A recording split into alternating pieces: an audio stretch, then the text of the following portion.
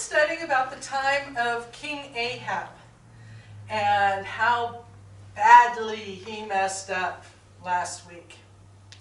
A number of years have gone by, and Ahab was the king of Israel. Jehoshaphat was the king of Judah. And Jehoshaphat loved the Lord.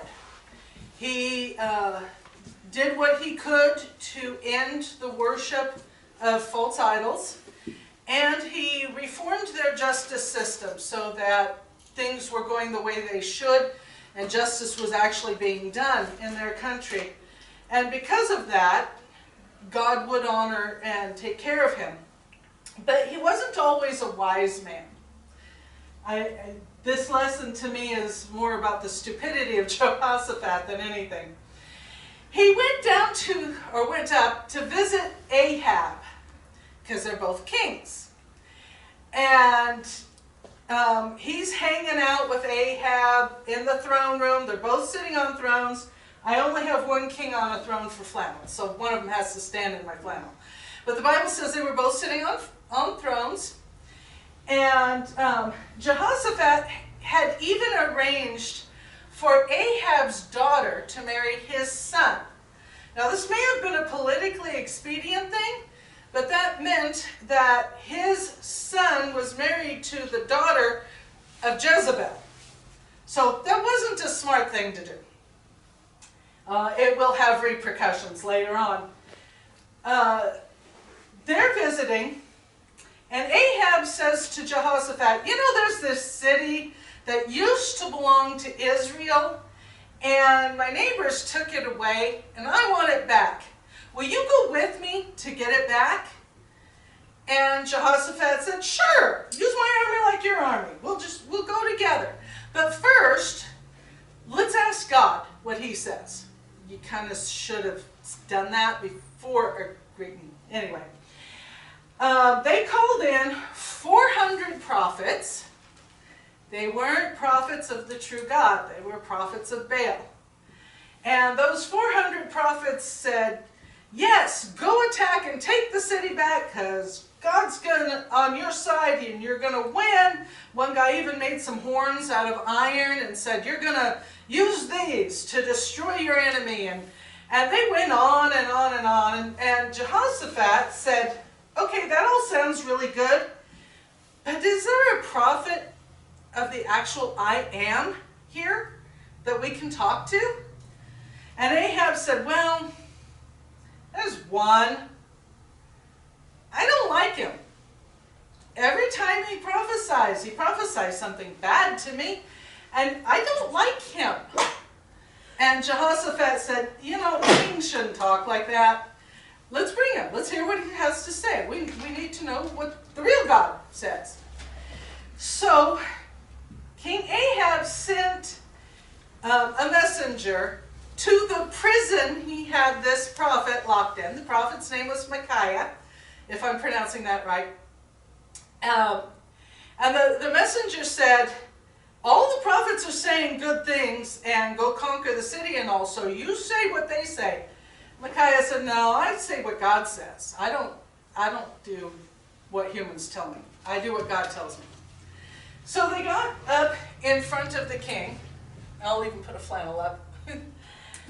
He came up to the king, and the king said, well, should I go take my city back? And Micaiah said, yeah, go, take it, you'll win, glorious victory. Yeah. Ahab said, how many times do I have to tell you, when you speak to me, you say what God actually tells you to say? Now, are we getting mixed messages from Ahab here? A little bit. So Micaiah said, well, you know what I actually saw was a hill with the children of Israel scattered on it like a bunch of sheep who had lost their shepherd. And everything was lost and completely defeated, and you're dead. That's what I saw. Ahab got mad. He said, lock this guy up and feed him bread and water and nothing else till I get back.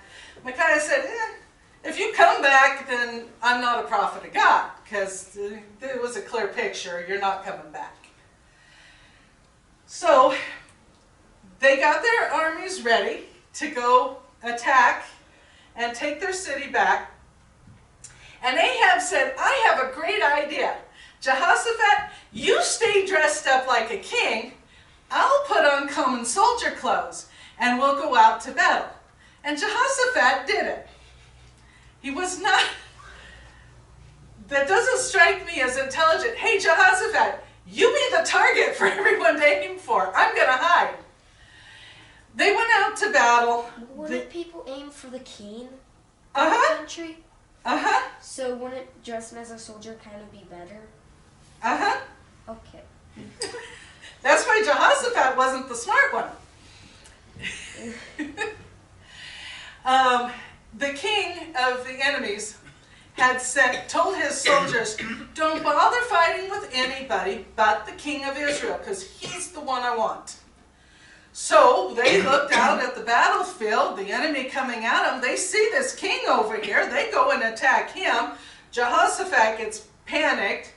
They realize it's, oh, you know what, that's not Ahab. That's Jehoshaphat. We don't care about him. So they couldn't find Ahab.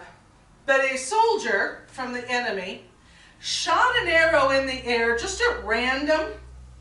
Only God controls random. There isn't really such a thing. That arrow struck Ahab. He left the battle and he died that evening. Israel lost the fight. They ran away, just like God had promised. When they rinsed his blood out of the chariot, they rinsed it in the pool of water near where the scavenger dogs had eaten Naboth. Remember last week, the prophecy? The dogs will lick your blood. Where Naboth was consumed by the wild dogs, that's exactly what happened. To the letter, what God had prophesied through Elijah. So, now we've got Israel gets a new king. He's not any better. And we'll deal with Jehoshaphat too over the next few weeks. So, I've got the joy